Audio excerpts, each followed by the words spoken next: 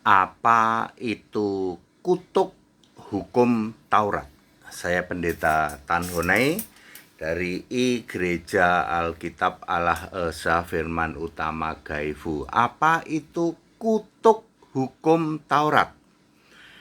Tentu saja mudah sekali ya, pakai ayat Alkitab Galatia 3 ayat 10, 11, 12, 13. Kutuk hukum Taurat itu begini: bagi orang yang menjalankan hukum Taurat tetap hidup. Bagi yang melanggar dan tidak menjalankan hukum Taurat dihukum mati. Itulah yang disebut kutuk Taurat. Kalau Anda menjalankan hukum Taurat, Anda hidup. Kalau Anda tidak menjalankan hukum Taurat, Anda dihukum mati.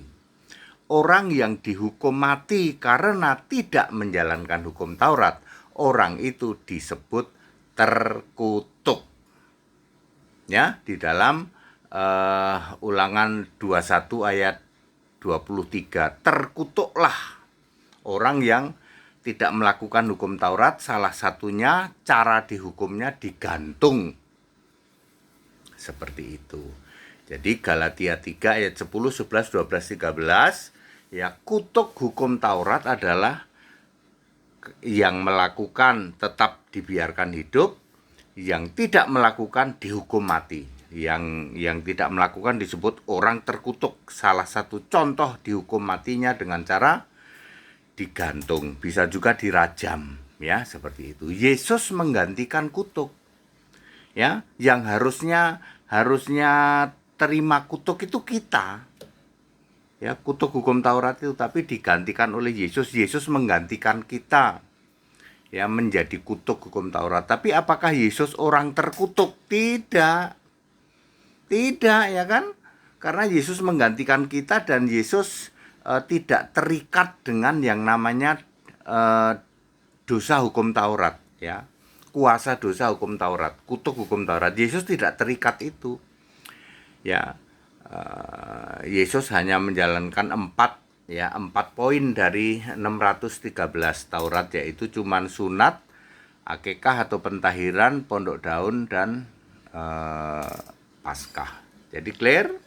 Ya, Yesus menggantikan kutuk, ya. Yesus disalib menggantikan kutuk kita, ya. Tapi Yesus tidak disebut orang terkutuk, ya. Tapi di luar sana kan Yesus dikira orang terkutuk, ya, itulah, harap maklum lah, namanya juga mabuk agama. Kan di luar sana mabuk agama, Yesus itu terkutuk, ya, kan dia nggak paham, ya. Seperti itu. Jadi kutuk hukum Taurat artinya siapa yang melakukannya dibiarkan hidup, walaupun harus membayar dengan satu kurban sajian dan 4 kurban bakaran, ya. Nanti di dalam Pentakos, ya, dia harus menyembelih juga 13 kurban, ya, seperti itu. Jadi clear, ya. Yesus menggantikan kutuk kita, tapi Yesus tidak disebut orang terkutuk, tidak, ya. Itu kan kalian aja orang mabuk agama, yang namanya orang mabuk ya pikirannya tumpul. Jangan takut, akulah yang awal juga yang akhir. Aku telah mati, namun lihatlah aku hidup. Jangan takut, akulah yang Alfa juga Omega. Lihatlah aku duduk di tahta selamanya. Pujian sembah bagi Tuhan Allah. Yesus Kristuslah satu-satunya, Alfa Omega di tata surga. Yesus Kristus namanya. Jangan takut, akulah yang awal juga yang akhir. Aku telah mati namun lihatlah aku hidup. Jangan takut, akulah yang Alfa juga Omega. Lihatlah aku duduk di tahta selamanya. Pujian sembah Tuhan Allah. Yesus Kristuslah satu-satunya.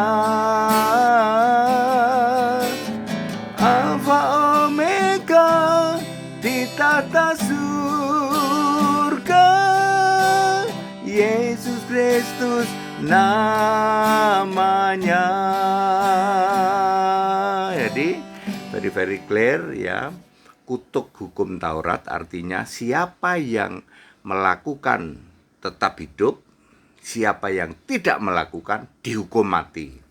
Ya, seperti itu. Galatia pasal 3 ayat 10, 11, 12, 13.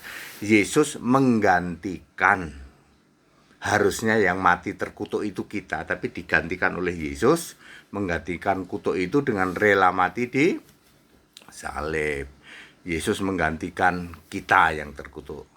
Ya, Yesus mati di salib bukan sebagai yang terkutuk, dia menggantikan kutuk kita.